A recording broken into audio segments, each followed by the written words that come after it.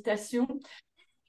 Parce qu'effectivement, si j'espère toujours maintenant, après la remise en avril, que ça débouche, et j'ai eu des promesses dans ce sens-là sur un plan national de prévention et de traitement de l'obésité, je pense que même sans attendre un plan national, au niveau local, je crois énormément au niveau local, et c'est pour ça vraiment je vous remercie de l'invitation. On peut faire beaucoup de choses en se mettant ensemble et en allant dans le bon sens. C'est pour ça que c'est très important que le professeur Pradier puisse présenter ce qu'ils font à Nice. Est-ce que vous pouvez envoyer les diapositives, puisque je vous les avais transmis? C'est bon pour vous ou pas? Excusez-moi, non, je ne les ai pas reçus. Ah, alors là, je les ai envoyés hier. Alors, ça commence pas très bien, mais alors partager l'écran. Je vais essayer de partager l'écran. Alors, En évidemment. fait, Martine, elles n'étaient pas jointes. Ah Et je m'en bon? suis aperçue tout à l'heure en voulant les regarder. Et puis j'ai Alors, est-ce pensé que que c'est peut-être Étienne voulait ça? te demander. Voilà. Alors, Donc on va y arriver. On va y mon arriver. Pas de écran souci. est très, très chargé. Je vous prie de m'en excuser, mais voilà, les diapos sont là. Je ne sais pas ce que vous voyez. Il faut On le juste voit, que. ouais. Oui, oui, c'est Vous voyez parfait. trop de choses. C'est bon, Je vais c'est bon. régler Non, ça non, tout avec est mon bien. livre. Tout est bien, c'est parfait. Vous voyez ça. Peut-être c'est mieux comme ça. Se mettre en Voilà, C'est bon? parfait. Parfait. Voilà, bon, on est sauvés. Donc voilà, effectivement, ce rapport a été remis le 27 avril. C'est un rapport qui en fait a compilé les interviews que j'ai faites de très nombreuses personnes, une centaine, et j'ai eu le concours de Marie de Fourcade, inspecteur IGAS. En fait, quand j'ai commencé à m'intéresser, enfin un sujet qui m'intéresse depuis très longtemps bien sûr, mais j'étais un peu déprimée de voir le nombre de rapports qui avaient déjà été écrits. En fait, ce que j'ai dit, je me suis dit, mais tout est déjà écrit, tout reste à faire. Donc, à la fois des super rapports comme celui des sénatrices, des rapports internationaux comme l'OMS avec un excellent rapport récent. Et puis, en France, un énorme travail qui a été fait par mes collègues dans l'obésité avec des recommandations de la Haute Autorité de Santé qui sont superbes et d'actualité, puisqu'elles ont toutes été réalisées entre 2022 et 2023. Et en plus, on a quand même notre programme national nutrition santé qui est quand même quelque chose d'extrêmement important. Donc, tout est déjà écrit, tout reste à faire parce que peut-être qu'il est important de changer le regard. Alors, changer le regard, bon, entendu le président, hein, vous êtes tous plus ou moins déjà dans la santé, donc ça va vous paraître un peu banal, mais c'est important de rappeler que l'obésité, bah, c'est quand même une maladie, c'est une maladie complexe, et surtout qu'il y a des déterminants multiples. Ça veut dire malheureusement que ce n'est pas agir sur un seul élément qui va nous permettre de résoudre le problème, et ça Christian Pradier vous le dira bien, mais le problème, c'est à 360 degrés qu'il il faut agir sur tous les déterminants. Parce que on est tous là au milieu avec notre psychologie, nos gènes, notre physiologie, notre éducation, nos influences sociales. On est là au milieu de notre environnement. Et en fonction de ce qu'on est, on va réagir différemment à cet environnement. Et si on a des facteurs de susceptibilité dans ces éléments-là et qu'on se retrouve dans un environnement obésogène, qui malheureusement est de plus en plus obésogène par effectivement tout ce qu'on peut dire sur la production alimentaire, la consommation alimentaire, mais également sur l'environnement physique et l'environnement spatial. Et en fait, on aura beau dire aux gens mangez, bougez, faites ci, faites ça, si leur environnement ne change pas, ils auront énormément de difficultés à se plier à nos injonctions. Donc c'est important de se rendre compte de ça et de ne pas toujours remettre la faute sur les patients, ce qui nous rappelle souvent. Alors, il y a une urgence. Il y a une urgence, puisque ça, c'est des chiffres actuels, hein, donc 17% de la population adulte, 2,5 millions de patients en obésité sévère, indice de masse corporelle supérieur à 40. C'est des coûts de santé énormes, extrêmement difficiles en fait à réellement chiffrer, parce qu'il y a les coûts directs liés aux coûts de santé, mais la population des patients en obésité sont transparentes des registres, puisqu'en général, on n'a aucun registre large avec le poids des patients. Et donc, on a du mal à dire les coûts directs. Bon. et les coûts indirects qui sont liés au manque de productivité des gens malades.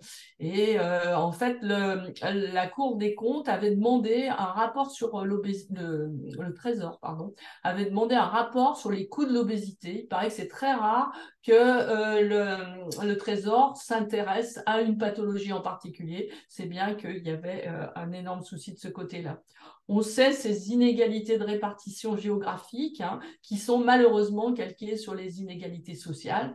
Et donc, en métropole, ben, c'est quand même le nord et l'est qui est le plus touché. Et puis, bien sûr, nos départements et territoires d'outre-mer qui sont touchés de façon dramatique. On a ce problème socio-économique qui se reflète sur l'obésité de l'enfant, avec un facteur entre 4 et 6, suivant les études, entre le risque d'être obèse pour un enfant d'ouvrier par rapport à un enfant de cadre. Donc, on est dans une situation difficile et les projections de l'OMS pour la France en 2030 étaient très inquiétantes en nous passant de ces fameux 17% actuels à 25-30%. Et c'est des données qui ont été données avant la crise du Covid, avant la guerre en Ukraine. Et comme on sait actuellement les soucis qu'il y a et la montée des inégalités, on peut craindre que ces chiffres soient largement dépassés. Donc, c'est à partir de ça que j'ai donc donné ces 40 recommandations en 4 grands chapitres. Prévenir, mieux soigner, mieux comprendre, n'oublier personne, notamment en ciblant d'investir prioritairement dans les départements et territoires d'outre-mer. Alors, prévenir. Prévenir, je n'irai pas très loin puisque c'est ce qui vous intéresse le plus, mais qui va être très détaillé par le professeur Pradier. Tout ce que dit l'OMS, c'est que si on veut être efficace en santé publique et qu'on a tous des moyens limités, il faut cibler sur les enfants et les jeunes parents, parce que c'est l'avenir d'une nation, les enfants et les jeunes parents, et il faut aller là où il y en a le plus besoin, là où il y a le plus d'inégalités.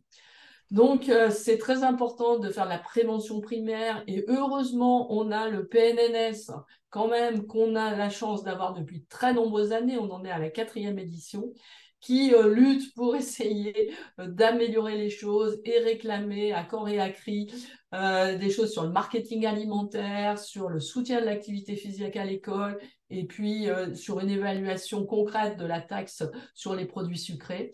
Donc, le PNNS va continuer. J'ai bien sûr noté dans mon rapport que c'est fondamental de continuer dans ce sens, donc en prévention primaire.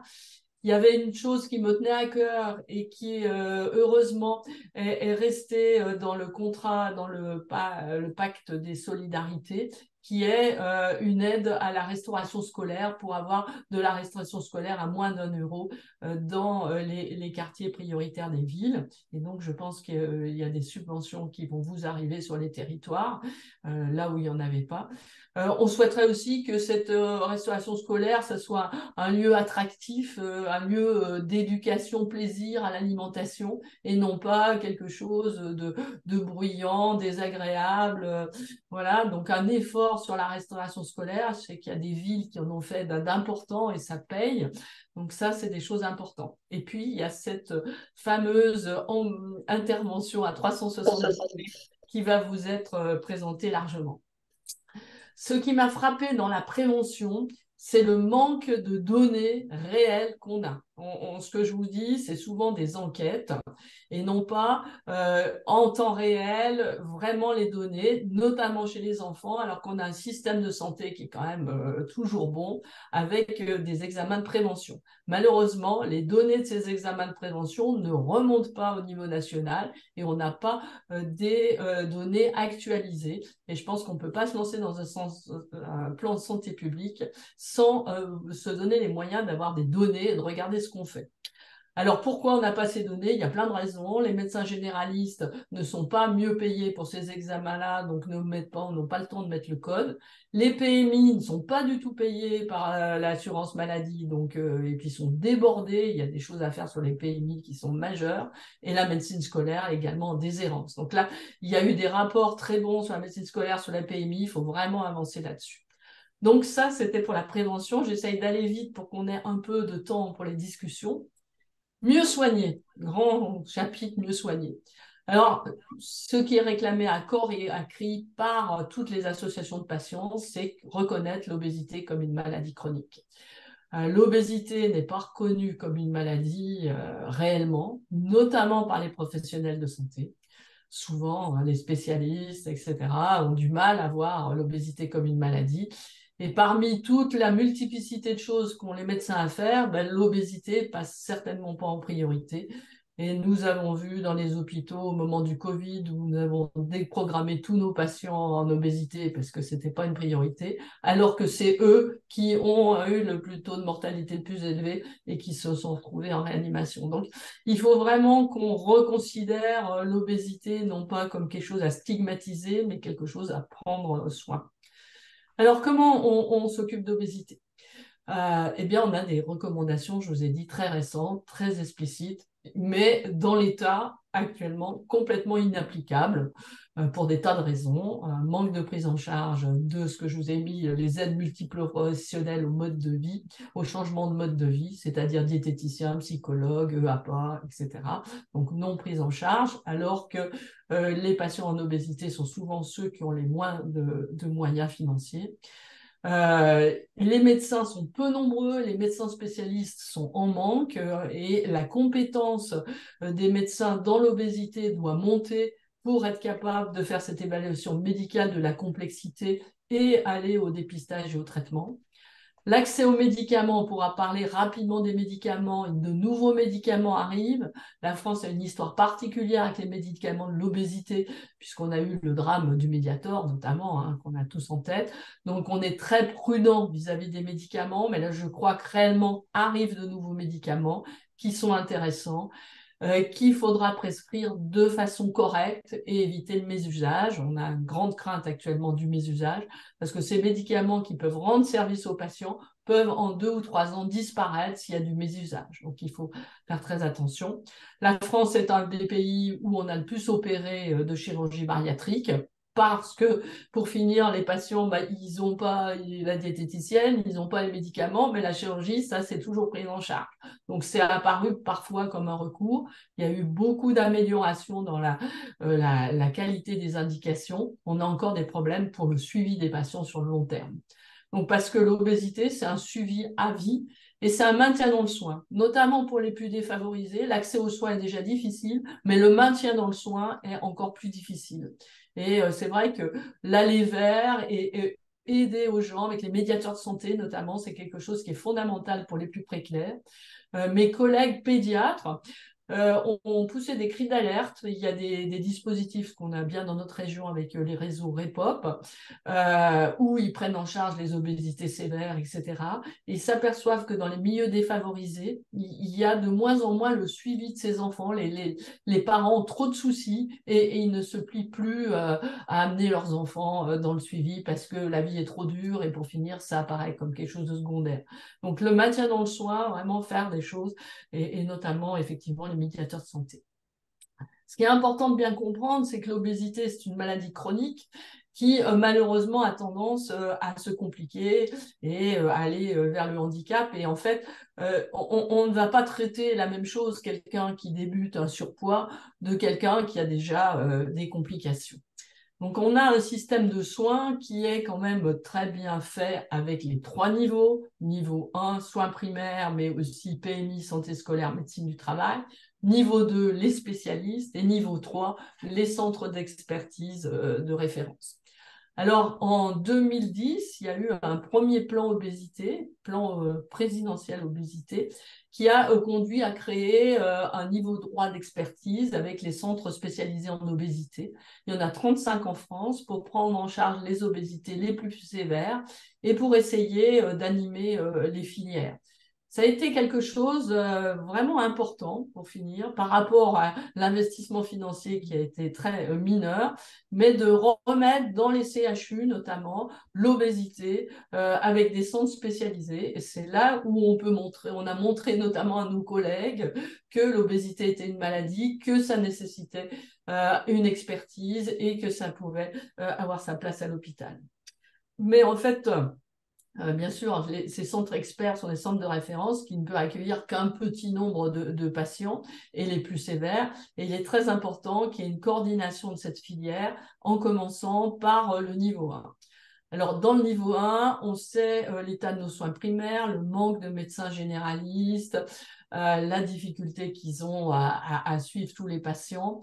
Je dois reconnaître que les soins primaires font actuellement des efforts d'organisation qui sont remarquables avec les CPTS, les MSP. Peut-être ils sont encore beaucoup plus évolués que nous à l'hôpital.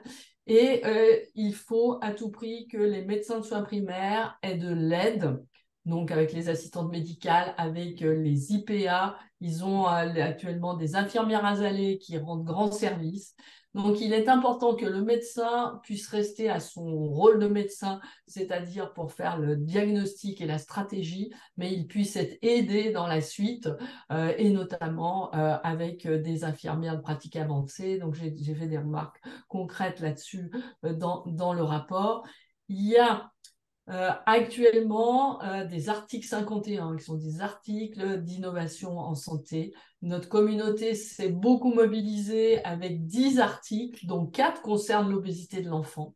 Ils sont actuellement en expérimentation avec des bons résultats et ça va être des forfaits de soins pour une prise en charge globale, soit au niveau, alors il y a déjà au niveau des soins primaires avec Mission Retrouve ton cap. Mission Retrouve ton cap a été déployée peut-être un peu rapidement avec des gens non encore formés, mais on peut espérer que ça s'améliore. Il y a d'autres dispositifs en cours d'évaluation. Il y a Pralimap qui est pour le dépistage des enfants scolarisés en obésité et leur prise en charge.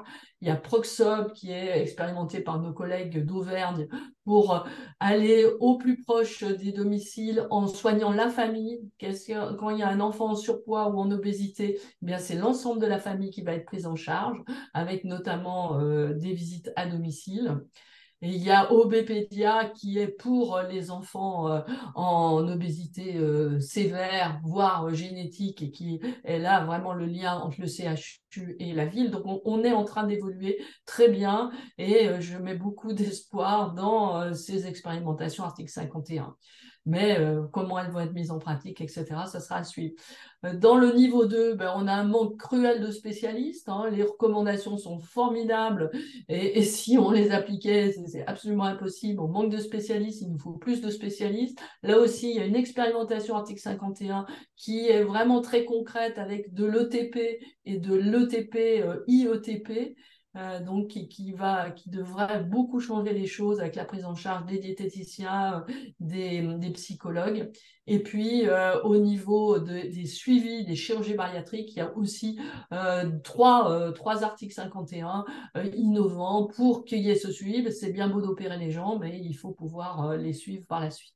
Donc, j'ai mis beaucoup d'espoir dans cette filière et dans les innovations de soins. Mais il va falloir avoir des gens mieux formés, donc plus de médecins qui font de la nutrition et du diabète. Il ne faut pas que les médecins, bien sûr, il y a de la formation initiale, de la formation continue, pardon, mais il faut qu'un peu tous les gens qui sont autour de la santé, et ça va aussi les services sociaux, les sages-femmes, vraiment tout l'environnement. L'idéal serait que chaque fois qu'une personne en obésité rencontre quelqu'un du social ou du médical, ils sachent parler. Bien sûr, c'est pas leur dire ah bah t'es gros, tu devrais te faire soigner. Bien sûr, il faut apprendre d'abord et il faut qu'il y ait une meilleure connaissance des ressources du territoire. Alors, j'ai un chapitre sur la recherche qui me tient bien sûr à cœur. La recherche pour l'obésité, ben, c'est encore de la recherche à 360 degrés. Et ça va impliquer de la recherche fondamentale, de la recherche clinique, de la recherche en santé publique et de la recherche en sciences humaines et sociales. Parce que faire aider les gens à changer leur mode de vie, ça dépend beaucoup de leur culture. Et on ne va pas parler pareil en Guyane que dans les quartiers nord de Marseille, même si les problèmes sont aussi importants les uns que les autres. Et il faut savoir trouver les bonnes accroches pour être efficace. Et c'est aussi les sciences humaines et sociales qui doivent nous aider. Et enfin, eh bien, un chapitre vraiment dédié aux Outre-mer. En fait, les Outre-mer, il faut qu'ils aient les mêmes droits que les autres, mais il faut vraiment qu'on arrive à les aider à ce que les choses se mettent en pratique. Et il y a des endroits, par exemple La Réunion, y arrivent mieux que d'autres territoires d'outre-mer. Donc, peut-être des exemples. Et il faut que vraiment les ARS, les collectivités, tout le monde soit la main dans la main pour avancer. Donc, ce qu'on a demandé, c'est d'aller au niveau interministériel parce qu'il y a tellement de choses, tellement de gens impliqués, bien sûr l'agriculture, l'agroalimentaire, mais aussi l'éducation nationale, etc., que le ministère de la Santé tout seul ne peut pas porter tout ça, mais à voir. Donc, j'attends. Lors de la présentation du rapport, on m'a promis une feuille de route coordonnée, ambitieuse, donc je l'attends encore. Voilà, mais je pense, comme je vous disais tout à l'heure, que en fait, au niveau local, on peut déjà faire beaucoup de choses. Voilà. J'espère pas avoir été trop longue. Je suis à votre disposition, bien sûr, pour répondre.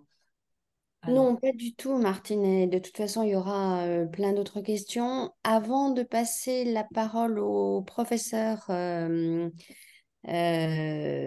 Pradier, pardon, il y avait une question de Laura Ovid. Peut-être que vous pouvez ouvrir votre micro pour relister les articles 51 en cours, si c'était bien ça votre question. Voilà, je vois que vous vous connectez. Donc, euh, et votre micro qui n'est pas ouvert, Madame Ovid.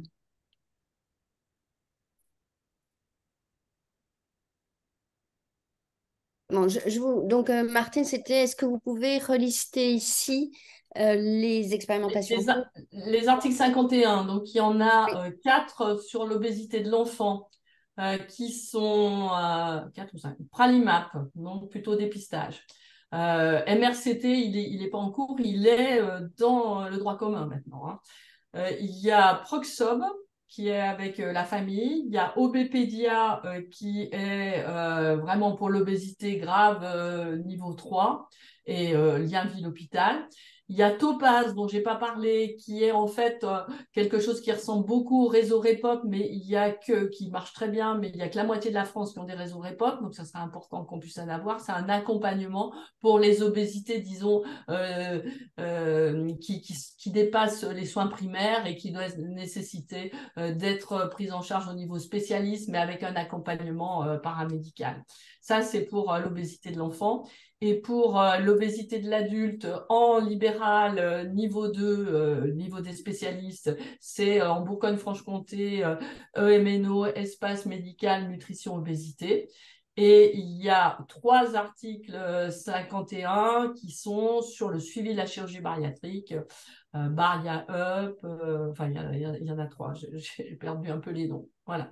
J'ai vu dans le chat on me challengeait sur le mot maladie et la médicalisation. Donc ça, je peux essayer de rapidement. Mhm.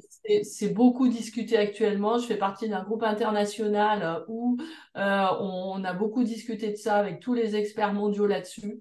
On est en train d'aller vers une définition de l'obésité préclinique et de l'obésité clinique.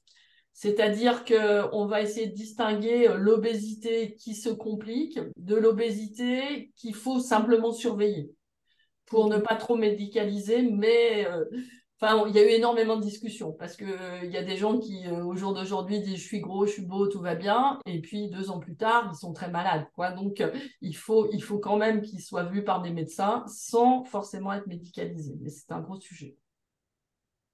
Gilbert, tu veux intervenir? Je vois que Oui, Richard oui, Chemla nous oui. a rejoint, donc on aura notre duo niçois juste après.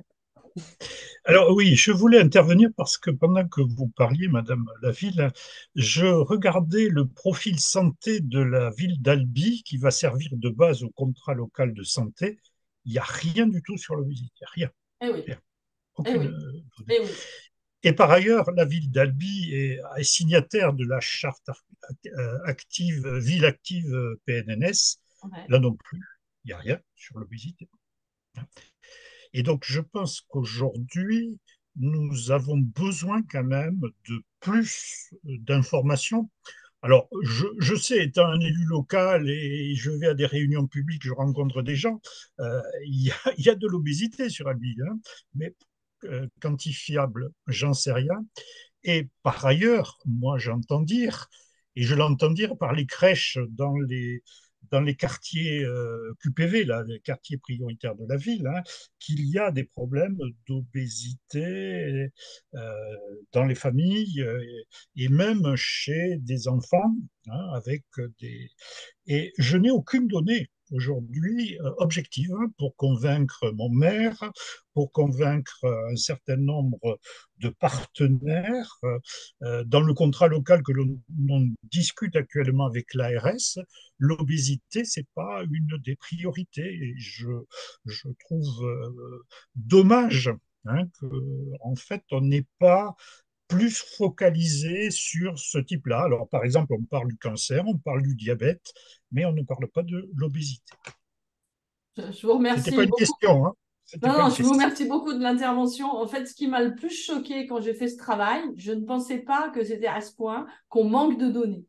Mais c'est dramatique, parce que les données, bon, du temps du service militaire obligatoire pour les hommes, on avait le poids et la taille de toute une génération d'âge d'hommes, et on a des données que les chercheurs ont étudiées pour voir l'évolution du poids d'une population. Et là, évidemment, on n'a plus rien. C'est pour ça que j'avais mis le SNU, pourquoi pas. Mais franchement, moi, ce que je voudrais que les politiques fassent, c'est qu'ils considèrent, bon, on peut dire obésité, maladie ou pas, mais le poids de la population monte. Ça, on a quand même un bon signal. Et ben, moi, je pense que c'est quand même un signal important de l'état de santé d'une nation, quoi. Si le poids monte, on ne va pas stigmatiser les plus gros, c'est le poids global monte. Et donc, il faudra que pour finir, chaque action qu'on fasse, on se dise, mais qu'est-ce que ça va faire sur le poids de la population? Mais bien sûr, il faut avoir des données. Lancer un plan de santé publique sans se donner les moyens en parallèle d'avoir des données, alors on me dit l'espace numérique de santé, ça va peut-être résoudre les problèmes. Je le souhaite vraiment. Mais vraiment, vos constatations me touchent parce que c'est celle que j'ai fait. Et le monsieur de l'HAS qui s'occupait des recommandations, il me dit, bah, quand on ne veut pas voir les choses, on ne les a pas, qu'on ne les voit pas. Pour finir. Voilà. Donc, il y a du travail. Et donc, Oui. je ne sais pas comment une communauté, une ville peut s'y prendre pour récupérer les données. Donc, après les données, on reviendra également, Martine, si vous voulez bien, sur les propositions et comment, les recommandations, comment les collectivités locales qui n'ont pas mis en place de programmes spécifiques, comment elles peuvent monter à bord aussi de s'attaquer à la prévention de l'obésité infantile. Et on va donc écouter d'abord la ville de Nice. Donc, professeur Pradier, Richard, merci de t'être connecté malgré tes contraintes. On vous écoute donc pour l'expérimentation que vous avez mise en place au sein de la ville de Nice. Merci beaucoup. Bonjour à tous. Je me permettrai juste de faire l'introduction et je ferai un clin d'œil appuyé parce que c'est aussi le moment de le faire à Christian Pradier, qui est professeur de santé publique et qui est un chargé de mission. C'est-à-dire que l'idée, c'était de faire rentrer un professeur de santé publique au sein d'une mairie, au sein d'une autorité, voilà, une institution. C'était pas si évident que ça. On en pourra en reparler. Et je suis c'est pas souvent que je dirais ce mot. Je suis fier que Christian Pradier, qui en plus vraiment, vous allez le voir, qui baigne à l'intérieur de ces chiffres, soit tout le long de mon parcours. Voilà. C'est la première chose. La deuxième, c'est très intéressant ce qu'a dit Monsieur Gilbert Angard sur l'obésité. La première notion, parce que nous, on va installer notre contrat local de santé, c'est qu'il faut vivre un contrat local de santé comme quelque chose de vivant et qu'il n'est pas fermé et qu'on peut lui rajouter des propositions, qu'on peut lui rajouter, nous c'est ce qu'on veut faire, des objectifs en cours d'année qui peuvent apparaître comme essentiels. Donc le combat n'est pas perdu. On a en plus, on peut aborder l'obésité, mais je ne veux pas aller plus loin, par beaucoup de facteurs, dont l'alimentation, dont le mode de vie, dont l'information, l'éducation, le sport. Donc à chaque fois, on peut raccrocher donc à ce phénomène qui est, mais je crois qu'ici on en est tous convaincus, mais à l'extérieur ils n'en sont pas si convaincus que ça, qui est un point essentiel. L'obésité, je toujours dis en mots, nous guette, je veux dire, par la façon de vivre et surtout mais Christian en parlera mieux que moi, pour nos adolescents et nos enfants. Mais ça fait partie, moi je le vis dans un cadre plus général que j'appelle, on en reparlera, la santé environnementale. Voilà ce que je voulais vous dire. Donc sur la ville de Nice, on est extrêmement axé. J'étais, excusez-moi de ce retard, avec le directeur général de la santé, donc qui vient d'arriver au niveau du ministère, hein, et on a fait le point justement sur le volet santé environnementale. Voilà, je m'excuse de ce retard, mais je vais laisser Christian. Je vous dis qu'il est vraiment, j'ai deux chargés de mission pour information, deux chargés de mission dans ma délégation santé. Donc Christian Pradier, vous le verrez, qui est vraiment qui est santé publique, ça veut tout dire. Et puis j'ai Martine Grimaldi, qui est médecin gynéco-obstétricien, qui travaille sur les 1000 jours et qui travaille sur ce volet, donc aussi, encore, vous voyez, environnemental. Voilà, je laisse la parole à Christian. Merci de m'avoir permis cette introduction et merci à Véronique aussi, bien sûr, d'organiser ces échanges. Merci beaucoup, Richard. Donc, la parole au professeur Pradier. Merci beaucoup. Est-ce que d'abord, vous voyez mon diaporama? Très Oui, tout bien, très bien. Oui, oui. bien. OK. Parfait. Donc, je vais vous remercier aussi de la possibilité de me donner voilà, la possibilité de présenter ce programme qu'on a mis en place à Nice. Alors, c'est un programme qui s'appelle Amstramgram, donc il est influencé en fait par un projet qui a été développé à Amsterdam il y a maintenant un peu plus de 10 ans. Hein, je crois que c'est en 2012 que ça a commencé. Donc, qui est un programme qui cible justement la prévention de l'obésité chez les enfants. Et c'est un programme qui essaie de agir sur l'ensemble des déterminants de la santé en lien avec l'obésité. Donc, c'est vraiment un exemple de programme 360 degrés. Donc, on a pu essayer d'adapter ce programme-là pour reprendre l'idée de ce programme-là donc sur Nice. Et ça a été possible parce que sur Nice, on a un dispositif qui existe maintenant depuis une quinzaine d'années qui s'appelle l'espace partagé de santé publique. Là, vous avez le logo au milieu là, de tous les partenaires. C'est un espace de partage de connaissances et d'expériences et qui associe tous les partenaires que vous voyez là sur cette diapo. Donc, ils ont pris l'habitude au moins 3 fois par an d'être réunis pour pouvoir échanger et partager sur des problématiques de santé qui sont, on va dire, des problèmes de santé complexes. Donc, pas des choses que chacun arrive à très bien à gérer dans son coin, mais vraiment que les gens n'arrivent pas à solutionner tout seuls. Donc, l'idée, c'est qu'ensemble, on est plus fort et que donc, on va pouvoir être plus efficace. Et c'est un peu l'idée donc de ce programme. L'obésité étant une problématique complexe, nécessite, vous l'avez vu, donc il y a énormément de déterminants qui sont concernés. Donc, elle nécessite la participation de beaucoup de partenaires qui ont des compétences variées et complémentaires pour pouvoir agir. Alors, attendez, j'essaie de passer le diapo. Voilà. Voilà. Donc, c'est un programme, effectivement, comme l'a dit Martine, donc 360 degrés, inspiré donc du programme de Amsterdam Healthy Weight Approach. Donc, sur Internet, vous pouvez taper ça, hein, et vous trouverez beaucoup de documents qu'a réalisé la ville d'Amsterdam. Et donc, on cherche à initier une démarche collective, intersectorielle. Donc, on parle de multiniveau et multisecteur autour du parcours de l'enfant, sachant donc que ce programme cible les enfants entre 0 et 6 ans. Les objectifs à long terme, évidemment, c'est qu'on puisse avoir des enfants qui aient une croissance staturo-pondérale harmonieuse et des habitudes de vie favorisant leur bien-être et leur santé. Donc, on a accès, si vous voulez, on va axer la communication de ce programme non pas sur l'obésité spécifiquement, ce qui peut être stigmatisant pour les familles ou pour les enfants eux-mêmes, mais plutôt autour du bien-être de l'enfant. Et donc, on a choisi aussi comme objectif le fait que les quartiers, les écoles de la ville de Nice puissent fournir aux enfants un cadre de vie épanouissant. Donc, on est dans le bien-être et l'épanouissement, mais notre cible, c'est bien sûr l'obésité. Et donc, pour ça, on a cette démarche, vous voyez à droite, la 360 degrés, dans laquelle on va agir sur l'environnement, avec les professionnels de santé, tout le travail autour de la promotion de l'alimentation saine, un travail autour de la promotion de l'activité physique et la lutte contre la sédentarité, les 1000 premiers jours, donc conception et grossesse et 0 à 2 ans, et puis encore tout ce qui est centré sur l'école. Donc on va regarder ça tout à l'heure. Donc il y a effectivement, pour attaquer sur ce problème qui est très complexe, on a fait le choix de commencer par des quartiers prioritaires. Pourquoi? Parce que si on devait attaquer la ville de Nice de front, vous voyez, c'est 350 000 habitants, des quartiers qui sont hétérogènes, donc c'est beaucoup trop gros et on aurait vite fait de se perdre en fait devant l'immensité de la tâche. Donc, on a pris 2 quartiers prioritaires qui sont caractérisés par le fait que ce sont des quartiers prioritaires de la ville et que donc, comme on le sait, la prévalence de l'obésité, notamment chez les enfants, est plus élevée que la moyenne.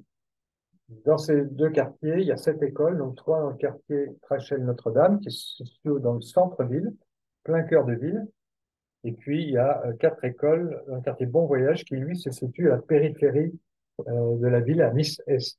Donc ça, c'est intéressant aussi d'avoir des quartiers qui soient quand même différents, l'un en cœur de ville et l'autre un peu en périphérie. Et puis, on a fait une série de travaux préliminaires pour avoir un état des lieux. Donc, il y a eu une thèse en médecine qui a été réalisée par une interne de santé publique qui s'appelle Laura Hermé, qui a soutenu sa thèse il y a 15 jours. Il y a 2 mémoires de master d'économétrie qui ont été réalisés aussi sur les données, que je ne présenterai pas là, mais je peux vous en dire un mot si ça vous intéresse. On a une recherche qualitative qui est en train de se mettre en place. Et puis, il y a tout un travail avec l'éducation nationale aussi qui essaie d'optimiser la collecte de ces données, les données pointail. Donc voilà ce que ça donne en termes de prévalence. Donc ça, c'est la carte de la ville de Nice. Et vous voyez la zone la plus foncée, qui est à droite, si vous voyez ma souris, là, c'est donc la zone dans laquelle il y a un surpoids obésité qui est supérieur à 15%. Et ça, c'est le quartier Trachel, le quartier Bon Voyage. C'est un des 2 quartiers qu'on a choisi. L'autre quartier qui est ici, qui est au centre, donc plein centre-ville, a une prévalence aussi qui est quand même anormalement élevée, parce qu'elle se situe pas loin de 10%, et c'est le quartier Vernier-Trachel. Donc voilà ce que ça donne quand on présente ça par histogramme et par quartier sur la ville. Vous voyez, le quartier Bon Voyage, un des 2 quartiers, donc, a une prévalence qui est comprise entre 10 à 15%.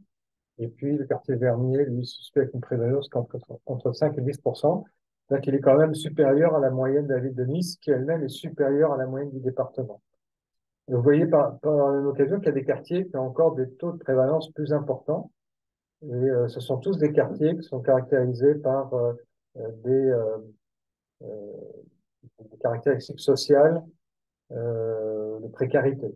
Donc, Roquebillière, Pasteur, Saint-Augustin, qu'on voit tout en haut, ce sont des quartiers plutôt précaires. Le point que je voulais souligner là, c'est que pour obtenir ces données-là, on a dû faire un énorme travail de récupération de données. C'est-à-dire que les données qui nous sont fournies de base par des organismes comme la PMI, par exemple, en fait, comportent beaucoup de données manquantes, parce que lorsque les agents passent dans les écoles, bah, parfois les enfants sont pas là. Parfois, les familles ont oublié de mettre le carnet de santé, etc. Donc, il y a des données qui manquent et on se retrouve avec des bases de données qui sont pleines de trous, si vous voulez. Donc là, il y a eu un gros travail à l'occasion du travail de thèse dont j'ai parlé, de récupération de données, en particulier sur les écoles qui sont ciblées par le programme. Mais là, il y a franchement un gros travail de récupération et de protocolisation à faire si on veut pouvoir avoir chaque année au moins le poids et la taille des enfants. Bon, et ça, je ne vais pas vous détailler le tableau, mais c'est pour vous montrer qu'avec les données qu'on a pu récupérer, bon, on peut faire des analyses statistiques compliquées. Là, c'est par école, par quartier. Et vous voyez, si on reprend le quartier Mon Voyage, vous voyez, on a un taux d'obésité, un taux de surpoids à 9,7%, un taux d'obésité à 4,7%. Et donc, on est autour de pardon, je me trompe, je crois que c'est surpoids et obésité, donc il fait 10% dans ce quartier-là.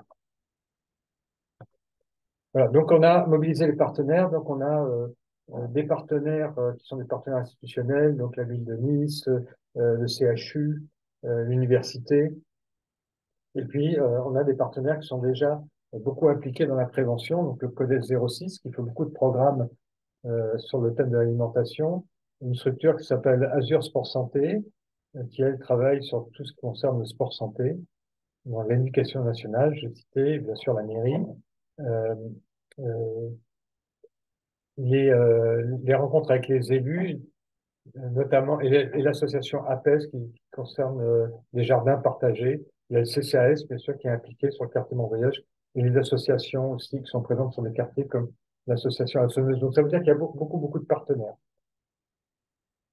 Et donc pour aller vite, pas prendre trop de temps, je vous décris rapidement là, comment ça se passe en ce moment. Donc, le programme est lancé. Donc, il y a des choses qui sont vraiment en train de se faire. Donc, on a choisi aussi les quartiers. Vous avez vu tout à l'heure, hein, il y a des quartiers qui ont encore des taux de prévalence plus élevés, mais on a volontairement choisi des quartiers où il y avait aussi des conditions favorables. Par exemple, le quartier, comme on va le voir, le quartier Vernier-Trachel bénéficie de beaucoup d'aménagements urbains qui ont été programmés et réalisés il y a très peu de temps. Donc, on est dans un environnement dans lequel il y a des pistes cyclables, il y a des zones piétonnes, il y a des jardins qui ont été complètement réhabilités, et puis il y a des parcours de marche comme je vais vous le montrer. Donc, c'est cette photo-là. Là, c'est le quartier, donc Vernier-Trachel. Donc, vous voyez les espaces piétons. Là, c'est vraiment tout neuf, c'est large, c'est protégé, les voitures ne peuvent pas monter sur les trottoirs. Il y a des arbres pour faire de l'ombre, les jardins pour les enfants. Donc, je peux vous dire que celui-là est très agréable. En fait, il est très ombragé. Il y a des jeux pour les enfants, ils peuvent bouger comme il faut. Il y a des pistes cyclables, donc là, on voit pas bien, mais il y a tout un réseau là. Donc, qui passe là devant cet immeuble. Il y a tout un réseau de pistes cyclables qui est vraiment tout neuf. Et voilà, on n'attend plus que les gens utilisent les vélos pour utiliser ces pistes. Et puis, il y a aussi des parcours de marche. Donc, dans ce quartier, le quartier Saint-Étienne, vous avez tout un parcours qui permet d'aller visiter les immeubles qui sont un peu caractéristiques, emblématiques du quartier avec leur histoire. Alors, sur la partie santé, on développe donc sur ces deux quartiers le dispositif Mission Retrouve ton cap en s'appuyant sur les maisons de santé qui vont être installées dans ces quartiers-là. C'est une des raisons aussi pour lesquelles ces deux quartiers ont été choisis, parce que il y a des maisons de santé qui sont en train de se positionner sur ces deux quartiers. On a ensuite tout ce qui concerne la promotion de l'alimentation saine. Donc, le CODES déploie un programme probant qui s'appelle OptiCourse. Je ne sais pas si vous connaissez, donc qui vise à améliorer l'équilibre alimentaire et la qualité nutritionnelle des aliments en favorisant des achats sans coût supplémentaire pour une population défavorisée. OptiCourse. Donc, on va travailler avec les commerçants pour qu'ils mettent de façon en vitrine, si vous voulez, ou en tête de gondole, les aliments qui soient les plus sains au meilleur rapport qualité-prix. Et donc, il y a une aide aussi au niveau des familles pour les aider à optimiser leurs achats. Il y a la ville de Nice qui développe aussi des épiceries solidaires, et donc il y en a dans ces deux quartiers-là. Et puis, il y a les centres de loisirs qui organisent des actions de promotion de l'alimentation équilibrée. Alors, il y a un programme qui est en train de tourner dans les deux quartiers qui s'appelle le Théâtre Forum, donc il y a beaucoup de succès et qui est animé par la ville de Nice. Si l'on regarde maintenant tout ce qui concerne la promotion de l'activité physique et la lutte contre la sédentarité, donc il y a le programme PSFP, qui est un programme de soutien à la parentalité, donc il n'a rien à voir normalement avec l'obésité, de la prévention de l'obésité. C'est un programme de soutien à la parentalité qui normalement est fait pour prévenir les addictions à à l'adolescence, si vous voulez. Mais il a des composantes, donc notamment chez les 3-6 ans, une population qui nous concerne. Et là, on donne à la fois aux parents et aux enfants des capacités à pouvoir communiquer et solutionner des conflits intrafamiliaux qui peuvent se passer. Et donc, on sait que, par exemple, le temps passé devant les écrans, c'est quelque chose qui est difficile pour les parents, difficile à gérer.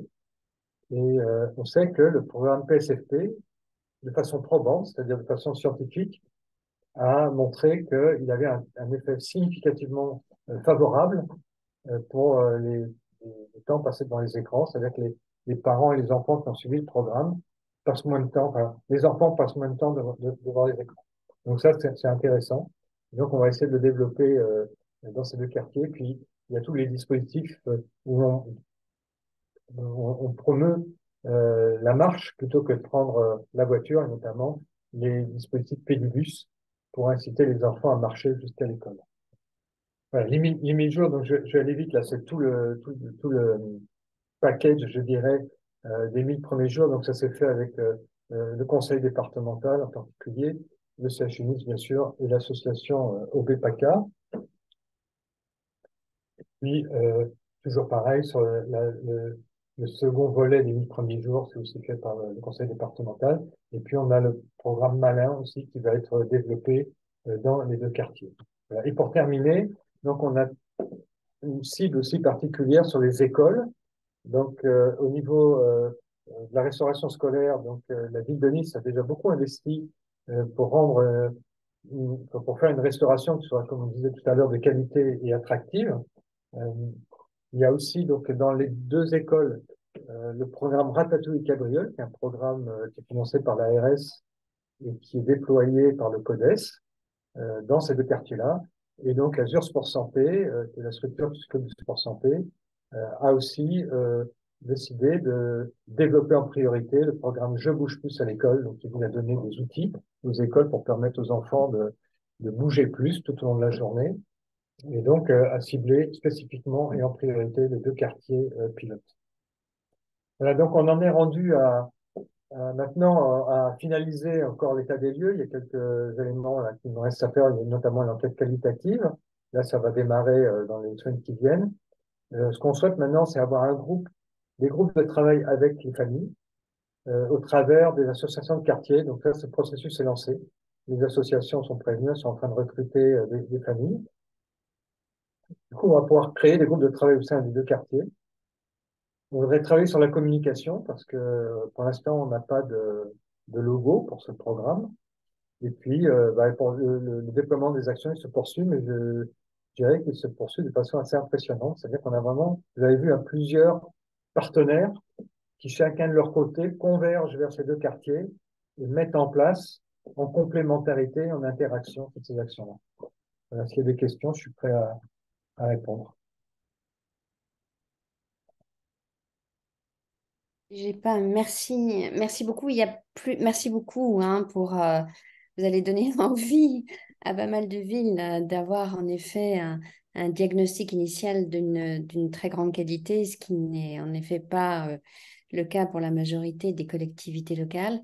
Il y a des questions dans le chat et peut-être, et on va reprendre bien sûr l'ensemble des questions, mais Patrick, pour Saint-Étienne, je crois qu'il y a de très belles initiatives aussi à Saint-Étienne. Peut-être vous pouvez aussi, vous avez posé une question sur l'évaluation mais du programme, mais peut-être aussi compléter par ce qui est mis en place au niveau de Saint-Étienne.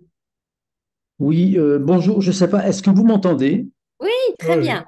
Bien. Très bien. D'autant plus que vous Oui, êtes au milieu de la forêt, donc c'est effectivement un super programme donc, qui est déployé donc, sur Nice. Ben, évidemment, la question que je me posais, mais que j'imagine beaucoup de collègues doivent te poser, vous avez probablement prévu une évaluation. Alors, je voulais simplement savoir si c'était c'est peut-être un petit peu trop tôt pour avoir des éléments. Et donc, voilà, c'est tout simplement la question que je posais. Alors, quant à Saint-Étienne, effectivement, on a mis en place un plan de lutte contre le cancer stéphanois à l'échelle de la collectivité. Et comme je le disais d'ailleurs un petit peu dans le chat auparavant, on sait que l'obésité et le surpoids sont aussi des déterminants importants donc, du cancer. Et donc, de fait, à travers notre plan de lutte contre le cancer qui agit beaucoup sur l'environnement, eh bien, on va retrouver effectivement un certain nombre d'éléments que vous avez déroulés et je pense en particulier à tout ce qui est aménagement donc des espaces urbains, on pourrait citer tout simplement à la marche, à faire du vélo, à l'alimentation, les épiceries solidaires également, et tout ça donc dans les QPV. Et puis on a également un dispositif alors qui existe chez nous depuis maintenant une vingtaine d'années, qui s'appelle un bon pas pour un bon poids. Dispositif donc qui permet à la fois de prévenir, mais aussi de dépister et de prendre en charge donc les enfants qui sont en situation de surcharge pondérale et d'obésité. On a fait évoluer un peu ce dispositif depuis 2 ans, puisqu'on a intégré le réseau REPOP, ce qui permet d'élargir le champ d'action jusqu'aux adolescents, donc de 18 ans. Et on a une équipe de coordination hein, qui est constituée donc d'un médecin, d'une diététicienne, d'un psychologue et d'une infirmière, donc, qui est financée d'ailleurs par la ville, qui coordonne donc l'ensemble de ces acteurs. On essaie de faire donc du repérage de ces enfants en surcharge pondérale, mais bien évidemment à travers donc la médecine scolaire, mais également à travers donc les médecins généralistes. On suit à peu près entre 70 et 100 enfants et adolescents. Et une des particularités également, c'est que, alors d'une part, pour ces enfants qui sont suivis, on permet une inscription gratuite à l'école de sport municipale. Et en plus, on travaille par convention avec notre CEDOS, notre comité départemental olympique et sportif, puisqu'on a mis en place des ateliers passerelles d'activité physique adaptée pour les situations d'enfants qui sont en obésité majeure et morbide. Voilà, un petit peu. J'ai résumé très très vite un petit peu ce qu'on fait. Ah, c'est très riche. Merci beaucoup, Patrick. Christian Pradier-Richard, est-ce que vous voulez répondre sur l'évaluation qui est prévue dans le cadre de ce programme? Oui, alors bien sûr, on a une évaluation qui est prévue. Donc là, on n'a pas de données parce que on démarre. Hein. Bien Donc, sûr. le programme a vraiment démarré, on va dire, en septembre. Donc les actions sont en cours de mise en place. Et on a deux éléments qui nous intéressent. Donc évidemment, c'est le poids taille des enfants. Et donc il y a tout un travail qui est fait avec l'Éducation nationale et la PMI pour essayer d'optimiser le recueil des données et essayer d'avoir en fait deux points de mesure, c'est-à-dire le point, un point de mesure sur les 0-6 ans, enfin en tout cas les moins de 6 ans, et un point aussi à l'âge de 6 ans. Alors, idéalement, ça serait bien d'avoir aussi un troisième point un peu plus tard, à l'âge de 10 ans, pour avoir cette évolution-là. Mais bon, voilà, pour l'instant, nous aussi, on a découvert que finalement, les données il n'y en avait pas tant que ça, et surtout qu'il y a de grandes difficultés en fait pour les collecter, parce qu'il n'y a pas beaucoup de moyens dévolus à cette mission, à cette tâche, et que donc quand les personnes, les médecins scolaires passent, les intervenants scolaires passent, ben souvent les enfants sont pas là, ou beaucoup d'enfants ne sont pas là. Enfin, c'est pas, c'est pas fait de façon standardisée et ça permet pas de collecter les données de façon correcte. Donc, on va travailler, on a déjà, je crois, bien amélioré le dispositif, on essaie d'améliorer ça. Bon, ensuite, on a un autre volet sur l'évaluation alors, qui passe par un outil particulier en santé publique qui s'appelle l'outil de catégorisation des résultats, un peu compliqué à prononcer. Mais là, ça vise à vraiment regarder euh, si vous voulez, on se fixe des résultats attendus en fonction de grandes catégories déterminantes. Par exemple, sur l'environnement physique, donc, on va formuler des pistes cyclables ont été aménagées, où il existe des pistes cyclables. Donc, quand on va évaluer le programme, on va voir si effectivement, dans les quartiers ciblés, il y a des pistes cyclables. Est-ce qu'il y a des parcours de marche? Est-ce qu'il y a des jardins qui ont été aménagés pour permettre aux enfants de jouer, etc. Est-ce qu'il y a des structures de sport qui ont été développées? Vous voyez, donc on en a une cinquantaine maintenant d'objectifs comme ça, qui sont formulés en termes de résultats attendus. Et on pourra checker si effectivement on a ces résultats présents ou pas présents. Alors ça concerne des infrastructures physiques, ça concerne le climat social, c'est-à-dire la façon dont les gens appréhendent les questions d'alimentation, d'activité physique et de surpoids, et ça concerne les comportements des enfants en termes d'activité physique et d'alimentation.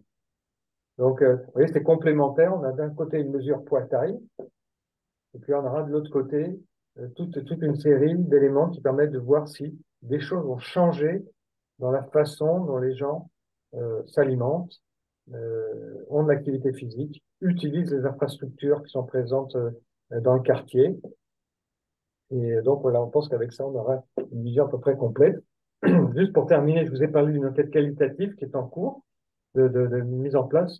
Donc, cette enquête qualitative, elle va être reproduite aussi au fur et à mesure du temps au travers de ces groupes de travail qu'on va réaliser avec les habitants. Donc, on va collecter à chaque fois de l'information et on va pouvoir suivre ce que les parents pensent aussi du programme, quels sont leurs points de vue, s'ils trouvent que c'est bien, si ça leur parle, si ça leur rend service. Et aussi, je voudrais insister et terminer là-dessus. Moi, je suis très intéressé par le fait que ce type de programme, ce type de démarche, si vous voulez, donc là, on a un objectif qui est très ciblé, qui est la prévention de l'obésité ou du surpoids. Et il est clair que toutes les actions qu'on met en place vont avoir des effets sur d'autres problématiques, si vous voulez. Il va y avoir des effets collatéraux positifs, vraisemblablement, peut-être sur la santé mentale, peut-être sur les addictions, peut-être sur des pathologies, parce que on a des gens qui sont mieux nourris, qui font l'activité physique, et donc peut-être ça va éviter euh, certaines pathologies qui pourraient survenir par manque d'activité physique ou par alimentation inappropriée. Donc, on est très intéressé aussi de regarder tous les effets collatéraux qui vont pouvoir se développer dans la dynamique qu'on met en place. Je me permettrai moi juste d'ajouter, d'abord vous voyez le formidable travail que fait Christian, hein, là encore une fois je voudrais le remercier là, de toute façon, voilà, puisqu'on est en extérieur officiel en tant qu'élu, mais je veux dire, pour moi, c'est un formidable outil de sensibilisation et de transversalité. C'est-à-dire que je me sers avant même des résultats. Lorsqu'il arrête cette présentation, pour moi, je vais faire exprès d'être un peu toujours schématique, elle est suffisamment utile pour l'élu que je suis, et si on l'arrête même à ce moment-là, mais sans regarder les résultats, pour montrer combien j'ai besoin de tous mes collègues, combien j'ai besoin, vous l'avez vu, on a parlé d'architecture, de végétalisation, de zones piétonnes, donc je fais appel à l'adjoint à la circulation, etc. J'en passe, mais vous le sentez. Et donc, cet outil montre bien aujourd'hui la nécessité d'ouvrir les portes et de se parler et avoir une transversale. Pour moi, je me sers de cet outil déjà avant même les résultats. Puis, je vais alors plus loin, puisqu'on va rentrer dans des zones, dans des quartiers plus ou moins délicats, j'aime toujours pas ce mot, mais on va se servir auprès des écoles, auprès des directeurs. On y associe des activités, des laboratoires, des activités d'ateliers qui permettent d'aller dans ce sens-là, ne serait-ce que sur l'alimentation.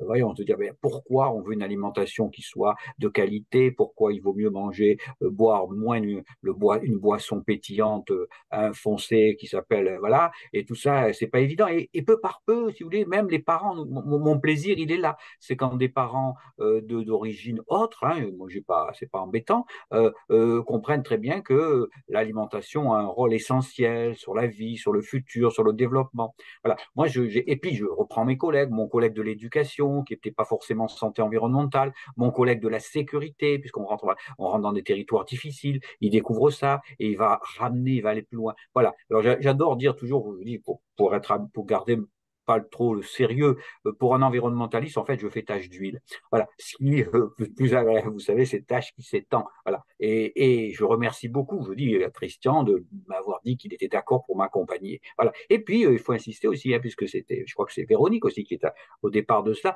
ça permet, vous voyez, peu par peu, on monte en puissance. Je dis, je sors d'une réunion où la santé a bien compris, le directeur général de la santé a bien compris aussi le rôle plus général. La santé sort des cabinets médicaux. Ça, c'est une notion très importante qu'il faut expliquer. La santé n'est plus l'apanage du médecin. Voilà. Elle sort aussi. Et ça, vous voyez, cet outil-là me permet aussi de développer tout ça. Qui va beaucoup plus loin. Je ne voulais pas alourdir le propos de Christian ou supprimer le côté scientifique, mais pour moi, c'est important en tant que de vous le dire. Avec un tel outil, on peut aller plus loin, on peut aller frapper à la porte de ses collègues, qui est quelquefois pas si évident que ça.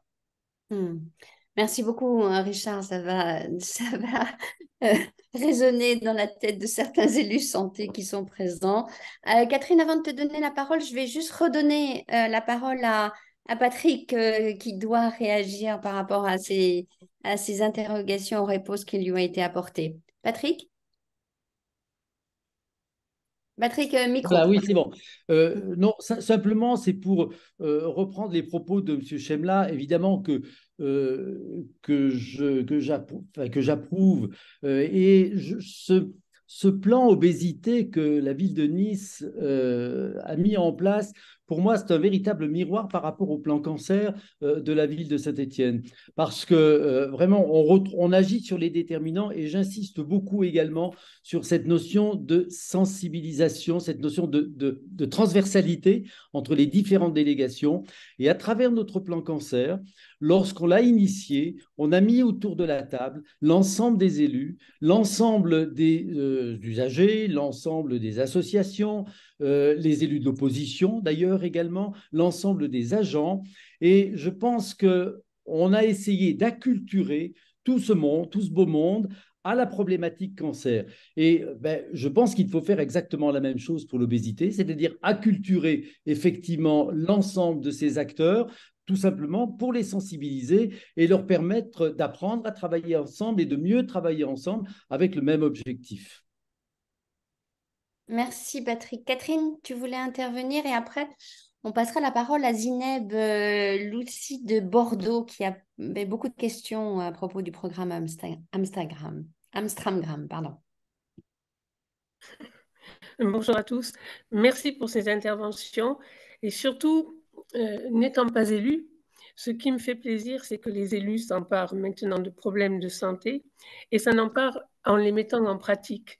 C'est-à-dire les actions qui peuvent résoudre ces problèmes de santé sont mises en pratique par les villes grâce aux élus qui sont sensibilisés à tous ces problèmes-là. Un grand merci à Gilbert, un grand merci à toi Véronique. Je voulais dire que le plan national santé-environnement permet, grâce à la notion de One Health, c'est-à-dire une seule santé ou plutôt une santé globale, permet de s'approprier complètement la problématique de l'obésité, que ce soit par les écoles, c'est-à-dire par les professionnels de la petite enfance, mais aussi par les professionnels de santé, par les familles, mais aussi par d'autres chemins qui sont ceux de l'urbanisme et ceux de l'urbanisme favorable à la santé.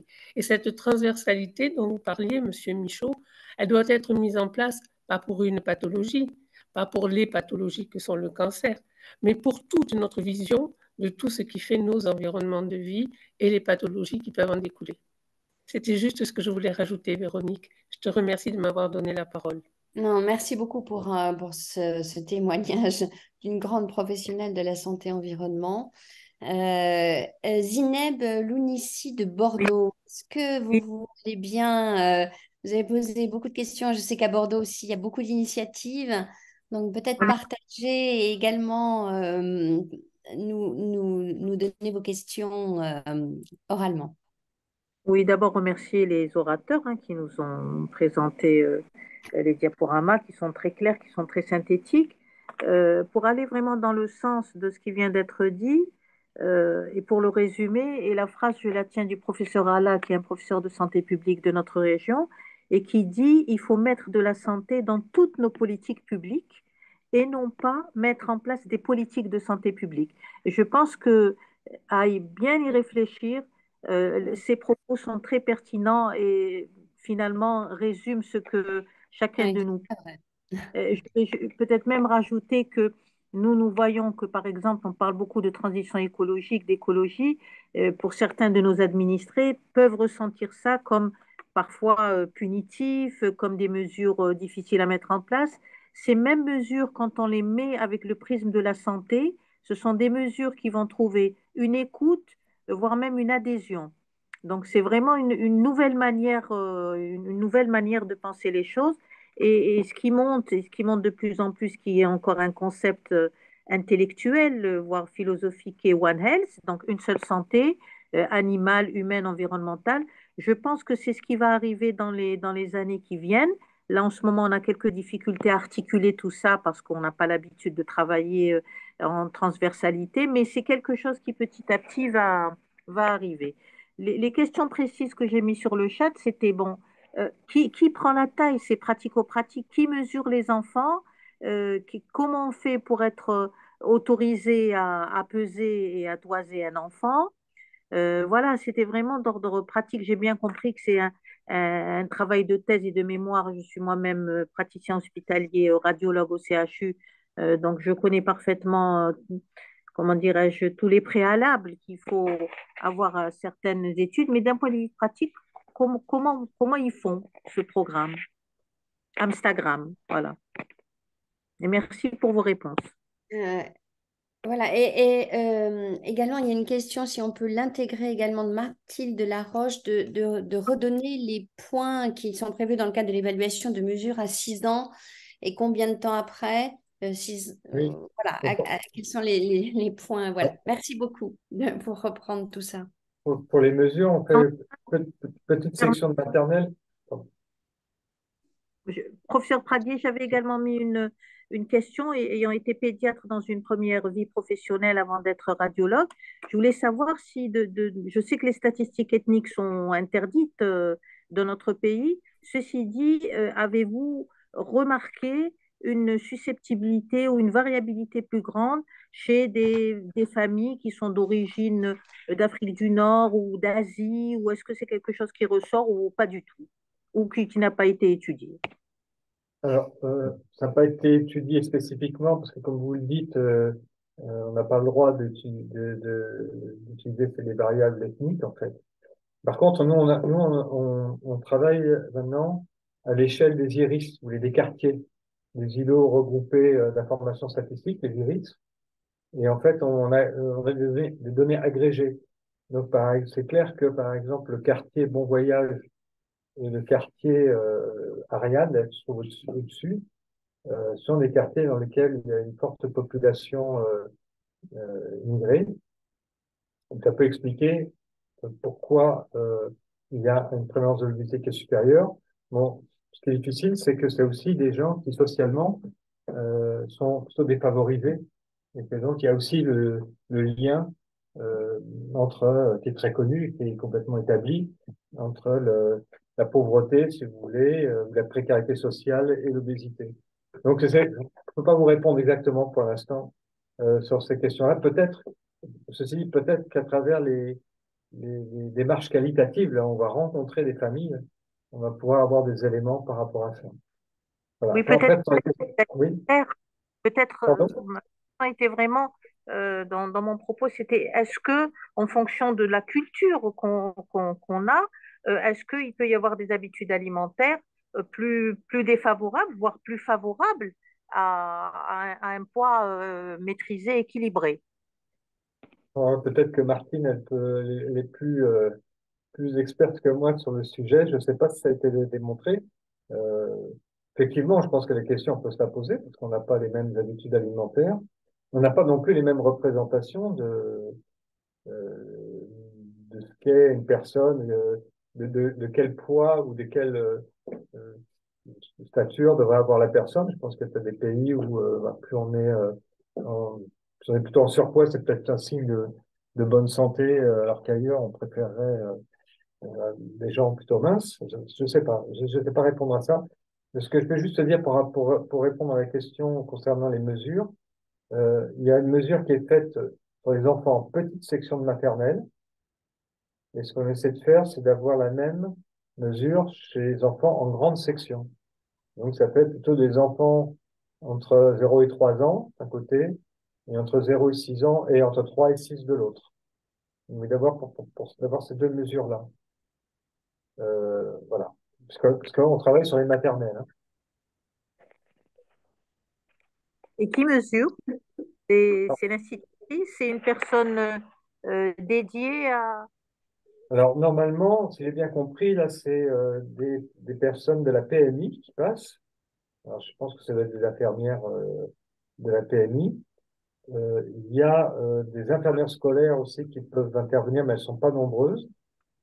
Et là, j'ai eu donc une interne qui, elle, est allée chercher euh, les données qui manquaient. Et donc, qui a pu récupérer sur les deux quartiers beaucoup de données. Et vous voyez, donc, il y a tout un travail qu'on doit faire pour essayer de rendre ça systématique. Donc, il y a vraiment une question de a-t-on les moyens de le faire et comment on peut se donner les moyens d'avoir cette mesure, parce que comme vous l'avez dit, je crois que c'est Martine qui l'a dit tout à l'heure, c'est pas possible quoi qu'on sache pas.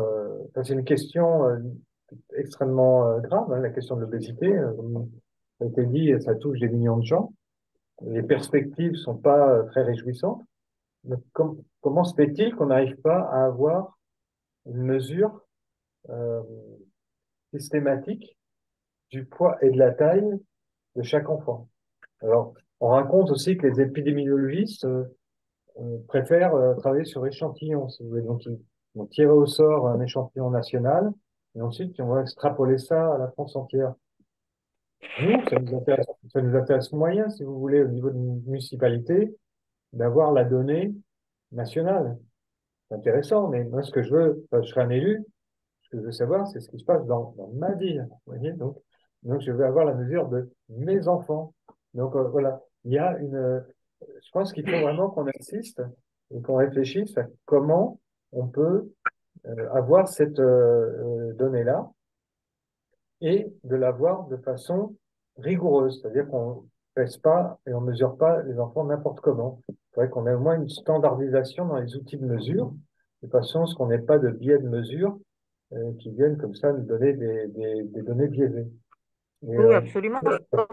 Quand on mesure une tension artérielle, on la mesure avec un appareil qui est validé, qui est le même, voilà, qui est vérifié. exactement, Alors, exactement. dernière question, merci beaucoup. Tous les enfants sont pesés et toisés et une seule fois dans l'année ou c'est une mesure que vous répétez, par exemple, au début, à la fin de l'année? Enfin, Alors, peut-être non, n'importe quoi, mais pour l'instant, c'est fait une fois par an.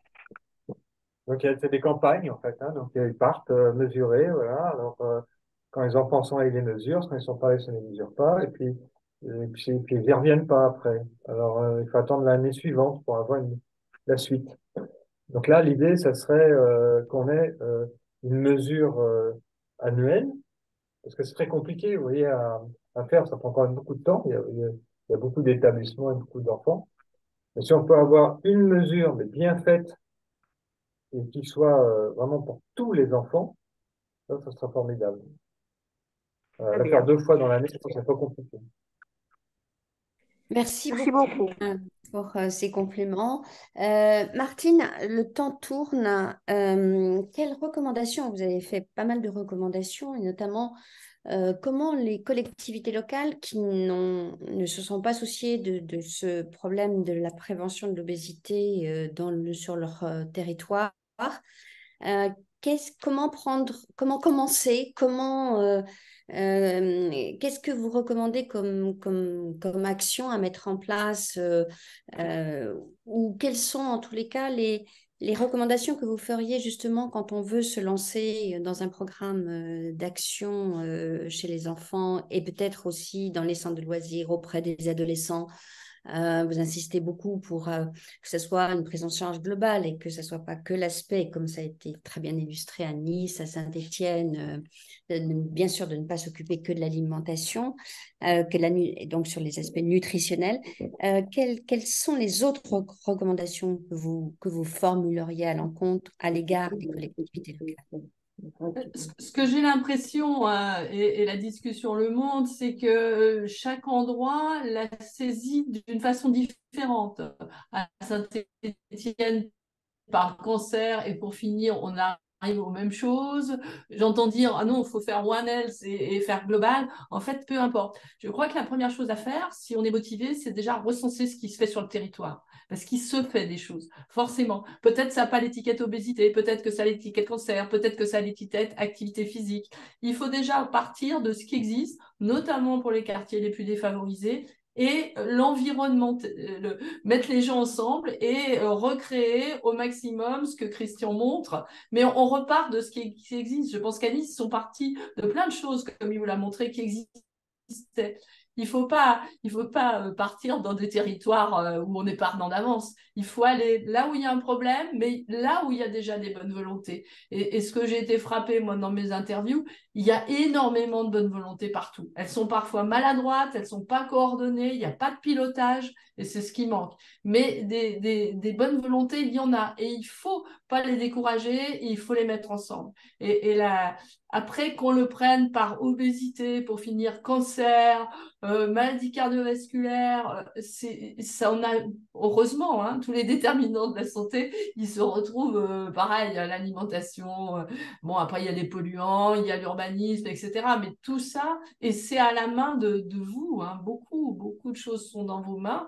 Mais partir pas battu, partir de là où il y a déjà des choses, là où il y a des besoins et essayer de les piloter. Enfin, ce serait probablement Christian sera peut-être meilleur pour moi pour conseiller les élus, mais ça serait vraiment mon conseil. Excusez-moi, je vais devoir vous quitter là parce qu'on m'appelle pour un problème un peu urgent dans le service. Euh, voilà, je voudrais vous remercier vraiment de l'opportunité que vous m'avez donnée de présenter le travail qu'on fait à Nice. Et puis, n'hésitez pas à me contacter si vous On souhaitez qu'on pourra, continue la discussion. pardon, on pourra partager votre présentation? Ah, pas tout à fait, je vais vous envoyer le PDF là, juste Très après. bien, J'aurai parfait. résolu mon problème. Ouais. Très bien, parfait. Merci beaucoup. Merci Euh, beaucoup. À Merci bientôt, infiniment, j'espère. en tous les cas, vraiment pour avoir donné autant d'éléments. Gilbert, tu voulais ajouter quelque chose? Oui, euh, je voudrais aller dans le sens du professeur Laville. Euh, Aujourd'hui, je me rends compte, par exemple, dans le Tarn, que la Caisse primaire d'assurance maladie fait un certain nombre d'actions, notamment sur l'obésité en particulier, et pour les jeunes, que la CPTS, et c'est une question que j'ai posée, euh, peut avoir un rôle là-dessus. Donc, effectivement, le recensement de ce qui se fait sur le terrain est quelque chose qu'on devrait faire plus souvent. C'est tout. La transversalité, rien que la transversalité. Euh, Martine, j'avais encore une question à propos des... Alors, c'est une question large et il reste 5 minutes. Euh, Parmi tout, je vois qu'il y a aussi des représentants des ARS, des DOM-TOM. Quelle priorité vous... Encore une fois, chaque territoire a eu ses spécificités, mais il y a quand même un retard important. Quelles recommandations vous formulez pour les dom-toms? Pourquoi c'est un sujet qui n'a pas été, enfin, probablement, encore une fois, hein, je parle sous le contrôle des représentants des ARS ici présents. J'imagine que c'est un sujet de santé publique qui est dans les tablettes depuis longtemps, mais pourquoi on n'arrive pas à avancer mieux dans les territoires, dans les dom-toms? Il y a des problèmes spécifiques, outre les problèmes communs qui sont effectivement les inégalités sociales qui sont plus marquées. Il y a des problèmes spécifiques sur l'alimentation, avec des réglementations comme l'octroi de mer, etc., qui sont sur la table, qui ont été bien étudiées par des chercheurs là, avec des recommandations, donc qui sont très particulières et qui favorisent pas du tout la culture locale, mais qui favorisent les importations, soit de métropole, soit d'ailleurs. Donc ça, c'est des choses très particulières. Après, il y a des problèmes culturels, et c'est pour ça que je pense que les sciences humaines et sociales sont très importantes, et il ne faut pas revenir avec nos gros sabots et nos idées toutes faites de métropole sur un territoire. Et après, je vous dis, la Réunion, moi j'ai été très impressionnée par le travail qu'ont fait mes collègues à la Réunion. Elles sont parties, c'est surtout des femmes, mais à travers la maternité et le diabète gestationnel. La maternité est quand même un moment particulier où tout le monde est un peu motivé, etc. Et compte tenu de l'obésité, surtout dans les territoires d'outre-mer, il y a des obésités plutôt chez la femme, hein. Il y a des endroits où il y a une obésité beaucoup plus marquée chez la femme que chez l'homme, dans les territoires d'outre-mer. Donc, à faire une action très focalisée sur la maternité, le dépistage du diabète gestationnel et les recommandations à partir de ça, a été un moyen pour eux, à La Réunion, d'avoir un programme qui, là encore, a pu être transversal, impliquant à la fois l'hôpital, la ville, et puis les services sociaux, et de façon large, les ARS. Et ça a été le moyen qu'ils ont trouvé pour commencer à aborder à un moment de la vie qui est important, puisqu'il y a la femme, mais il y a l'enfant qui va naître, et il y a la famille qui permet d'aborder les choses. Donc en fait, là encore, il faut trouver le point d'ancrage, la petite ficelle qu'on va tirer pour commencer à mettre en place des choses. Je sais qu'en Guadeloupe, il y a une association sur l'obésité de l'enfant qui est à Gosse, qui marche bien, et ils ont eu l'expérimentation Pralimap, là, de dépistage de l'obésité de l'enfant dans les collèges, je crois. Et donc, il faut trouver une ficelle à tirer et on commence. On peut pas tout...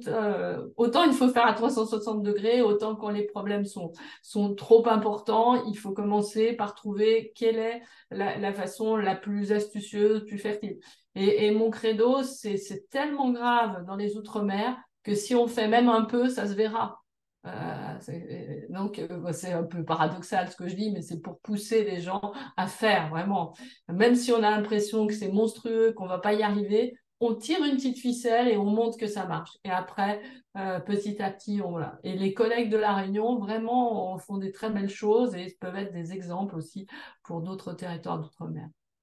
Voilà. Très bien. Ben, c'est une belle conclusion, Martine. Merci beaucoup. Écoutez, on est juste à 13h30, donc on aurait pu continuer encore longtemps cette discussion. Merci à tous les participants. Merci Martine. Alors Christian, Richard, je ne sais pas si tu es encore là, mais merci infiniment en tous les cas d'avoir porté le témoignage avec autant d'éléments explicatifs et sur le programme.